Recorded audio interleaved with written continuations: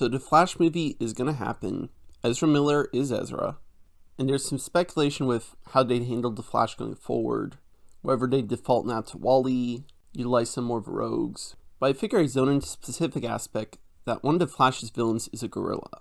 Gorilla Grodd. And as a matter of fact, within the DC universe, there's a whole gorilla civilization. Curious why we don't see more of this. Like a whole civilization of sentient apes? That's a lot to look into. Yet the most we often hear of them is when one of the villainous ones is off doing something. And it's like, gorillas are cool. We could definitely tap into this more. Like there's a lot of possibilities exploring the civilization. Whether the gorillas were lab experimented gorillas or naturally sentient gorillas.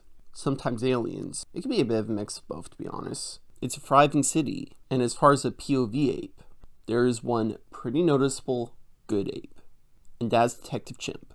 Now admittedly, this is generally Gorilla City, but we can make some wiggle room for chimpanzees and orangutans. Detective Chimp may be a silly idea, but so are a bunch of other sentient gorillas and having a whole civilization of them.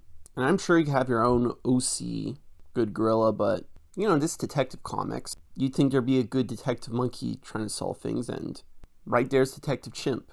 You know how surreal it would be if one of the best investigators within DC is in fact a monkey? And there's a lot of ways I could see the whole Gorilla City and Detective Chimp tying in for greater DC universe, especially if you POV from their angle. You could introduce the Flash within a Gorilla City story. You could even have some of the Just Leaguers have a harebrained idea to infiltrate Gorilla City under the guise of being monkeys. Now who said this would be a good idea? It was Wally's idea. Also, here's an interesting concept for the furry freaks. How furry would a chimpanzee Sona would be?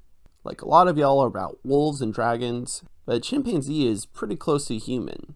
Like the closest to a human an animal could be.